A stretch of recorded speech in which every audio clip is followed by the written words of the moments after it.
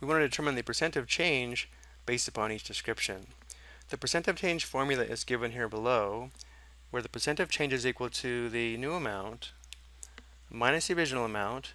This gives us the amount of change, and then we divide by the original amount. This quotient gives us the percent of change as a decimal, so to convert to a percentage, we multiply by 100 and add a percent sign, or we can just think of multiplying by 100%. Looking at all of our descriptions above, the amounts change from the first amount to the second amount, so the new amount is always going to be the second amount, or second value, and the original amount is always going to be the first amount, or the first value. In each case, it's changing from the first amount to the second amount. So for our first description, the quantity decreases from 20 to 15, so the percent of change is going to be equal to 15 minus 20 divided by 20. Again, we have the new amount minus the original amount divided by the original amount, and then times 100%. Notice here we'd have 15 minus 20, that's going to be negative 5. So we have negative 5 divided by 20 times 100%. This does simplify to negative 1/4. Let's just go to the calculator. When we find this product, though, we won't enter the percent sign in the calculator. So we have negative 5/20, or negative 5 divided by 20, times 100, which is equal to negative 25. So the percent of change is negative 25%. Notice how it's negative. This indicates we have a decrease, but because the decrease is mentioned in the description, we don't include the negative. This is a 25% decrease. If the question was give the percent of change, we would say negative 25%, but because of the description including decrease, we don't include the negative. Next, we have a quantity that increases from 15 to 20. So again, now 20 is a new amount. So our numerator is going to be 20 minus 15 divided by the original amount of 15 times 100%. Well, 20 minus 15 is equal to 5. So now we have 5/15 or 1/3. I'll leave it as 5/15 times 100%. And now we'll go back to the calculator. So now we have in parentheses 5 divided by 15, close parenthesis, times 100.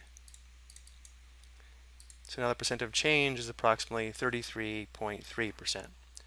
Notice how this time it's positive, which indicates we have an increase, which we do know though because it does tell us that.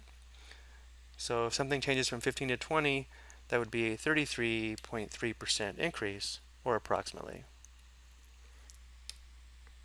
Next, we have the price of a latte drops from $3.12 to $2.83. So again, the lower price here is the new amount. So we'd have 2.83 minus 3.12 divided by the original amount of $3.12, or just 3.12, times 100%, which is going to be equal to, well, this difference here is now negative, which we do know because we do have a decrease or a drop in price. So we have negative 0.29 divided by 3.12 times 100%. Back to the calculator. In parentheses, we have negative 0.29 divided by 3.12, close parenthesis, times 100.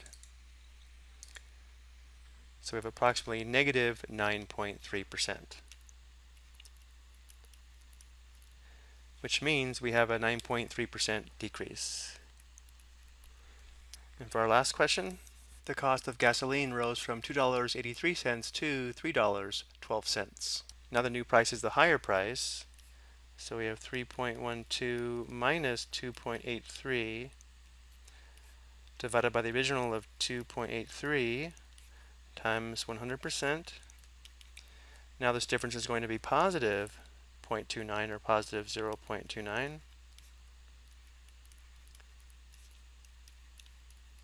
And of course the denominator is different from the last time, so now we'll go back to the calculator.